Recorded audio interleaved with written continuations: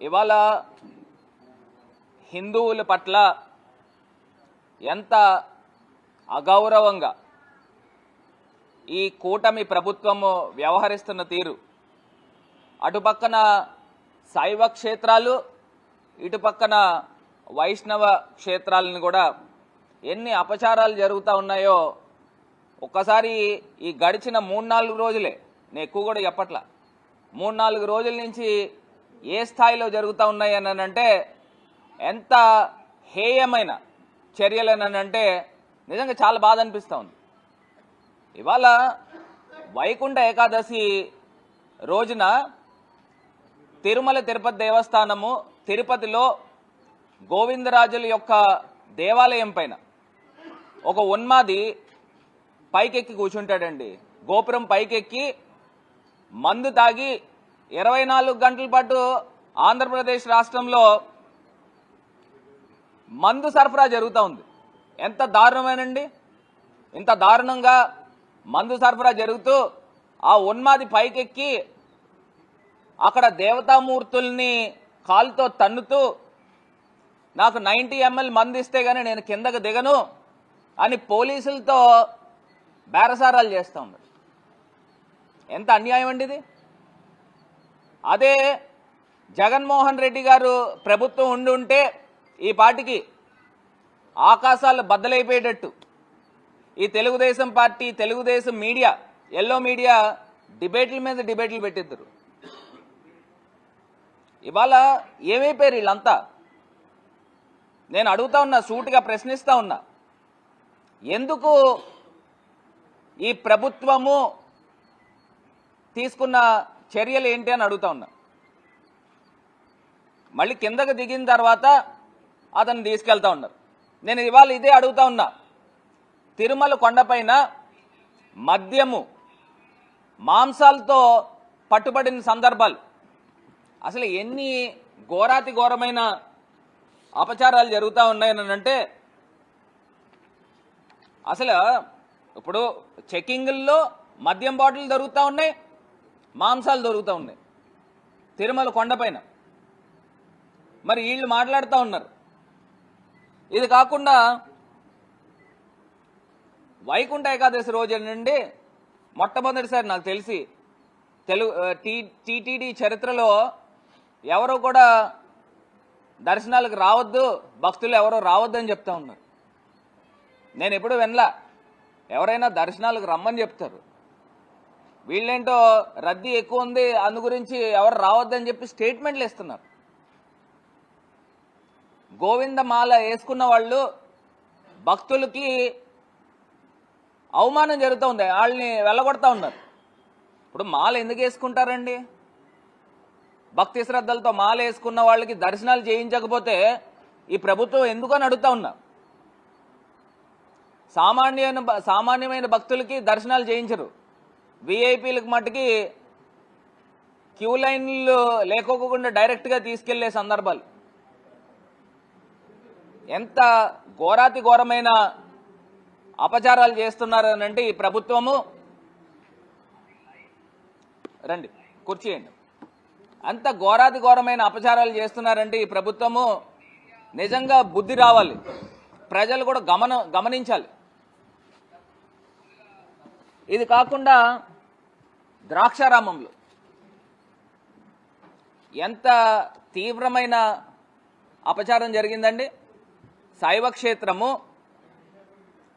అష్టాదశ పీఠాల్లో ఒక పీఠము, అదేవిధంగా పంచారామాల్లో ఒక క్షేత్రము, భీమేశ్వర స్వామి, మాణిక్యాంబ దేవి, అక్కడ కపాలేశ్వరుడి యొక్క లింగాన్ని సాక్షాత్తు తెలుగుదేశం పార్టీ క్రియాశీలకమైన నాయకుడు ఒక తమ్ముడు దాన్ని ధ్వంసం చేసిన సందర్భం. నేను అడుగుతా ఉన్నా, ఇలా సూటిగా ప్రశ్నిస్తా ఉన్నా, వీళ్ళకి ఏమన్నా కనీసము జ్ఞానం ఉందా అని అడుగుతా ఉన్నా. కపాలేశ్వరుడు లింగం అని అంటే దానికి 1000 సంవత్సరాల చరిత్ర. అది సాక్షాత్తు దేవతలు వచ్చి ఆ యొక్క లింగాన్ని ప్రతిష్ఠించారని ఒక నానుడు ఉంది. ద్రాక్షారామం అంటే దక్షయజ్ఞం, సతీదేవి అక్కడ అగ్నికి ఆహుతయిందనేది ఒక చరిత్ర ఉంది. అంత పవిత్రమైన క్షేత్రంలో కపాలేశ్వరుడి యొక్క లింగాన్ని ముక్కలు ముక్కలు చేసిన సందర్భం. అసలు ఎంత అన్యాయం అండి ఇది. ముక్కలు చేసేసి ఈ తెలుగుదేశం పార్టీ నాయకుడు ఒక్కసారి పెట్టమ్మా, ఆ ఫోటో చూడు. ఇదిగోండి, ఈ వ్యక్తి తెలుగుదేశం పార్టీ నాయకుడు. కిందని ఫోటో పెట్టమ్మా. చంద్రబాబు నాయుడు గారితో ఉన్న ఫోటో చూడండి.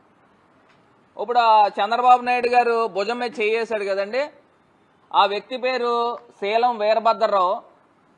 వాళ్ళ అన్నయ్య అనమాట, వాళ్ళ తమ్ముడు. విగ్రహాన్ని బద్దలు కొట్టినవాడు సాక్షాత్తు ఆ సేలం వీరభద్రరావు అన్న అతను తమ్ముడు, సొంత తమ్ముడు. దీనికి ఏం సమాధానం చెప్తారు ఈ తెలుగుదేశం పార్టీ అని అడుగుతా ఉన్నా. ఇప్పుడు ఆ సేలం వీరభద్రరావు తమ్ముడే ఆ లింగాన్ని, కపాలేశ్వరుడి యొక్క లింగాన్ని బద్దలు కొట్టిన సందర్భం. ఇంక ఇంతకన్నా ఘోరమైన తప్పిదం ఇంకేమన్నా ఉంటుందండి? ఇప్పుడు ఆ లింగాన్ని అండి ఎంత ఘోరం అంటే నేను ఇంకా మాటల్లో కూడా చెప్పలేను. ఇప్పుడు ఆ లింగాన్ని ధ్వంసం చేశారు. ఇగోండి, ఇగోండి, ఈ లింగాన్ని ధ్వంసం చేశారు. కపాలేశ్వరుడి లింగం. ఇది ఎప్పుడు ప్రతిష్ఠించారో దేవతామూర్తులు కొన్ని వేల సంవత్సరాల క్రితం ప్రతిష్ఠించారు. ఇవాళ వీళ్ళు ధ్వంసం చేశారు. మరి ధ్వంసం చేసి తర్వాత వీళ్ళు చేసిన కార్యక్రమం ఏంటంటే నిజంగా ఎవరైనా ముక్కు మీద వేలేసుకుంటారు.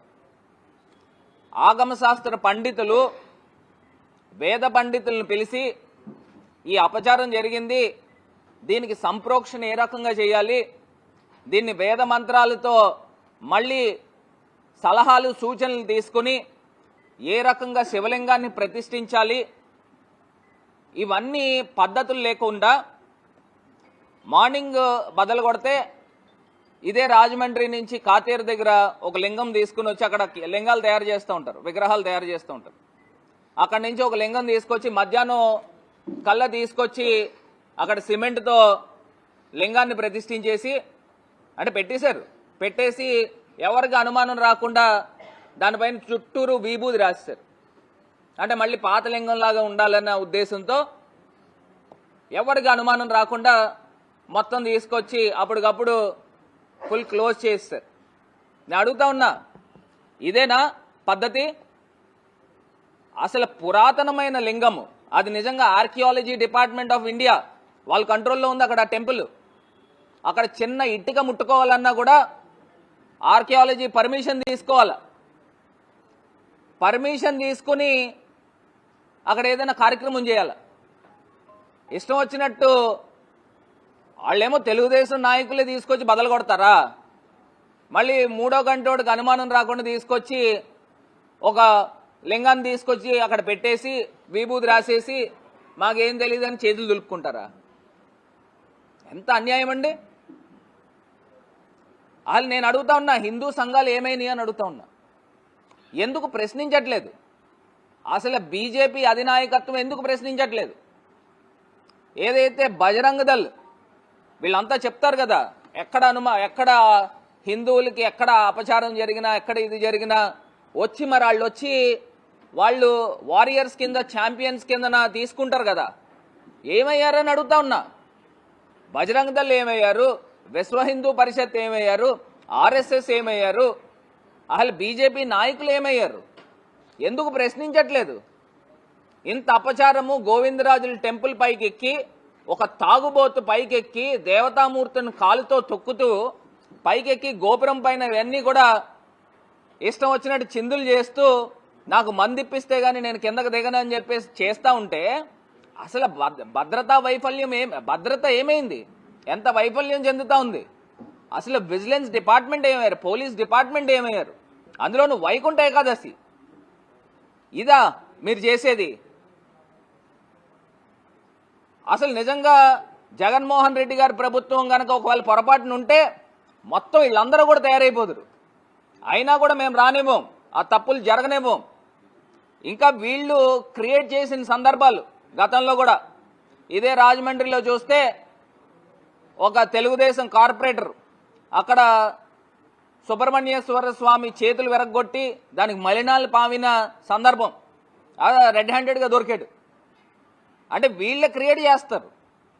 ఇక్కడ సాక్షాత్తు కృష్ణా పుష్కరాలకి 44 దేవాలయాల్ని కూల్చేసిన సందర్భం. అడుగుతా ఉన్నా, అసలు ఏంటిది? అసలు ఎందుకు ప్రశ్నించట్లేదు? మిగతా పార్టీలు వాళ్ళు ప్రశ్నించాలి కదా. ఇదే పవన్ కళ్యాణ్ గారు సనాతని ఏమయ్యారు అని అడుగుతున్నా. అప్పుడు తిరుమలలో అపచారాలు జరిగిపోయినాయి అని చెప్పి లుంగీ పంచి పైకెత్తి మరీ మొత్తం కడిగేశారు కదా. ఇప్పుడు సాక్షాత్తు అక్కడ గోపురం పైకి ఒక ఉన్మాది తాగుబోతు పైకి ఎక్కితే మీరేం చేస్తా ఉన్నారు? మీరు దీనిపైన ఎందుకు స్పందించలేదని అడుగుతా ఉన్నా.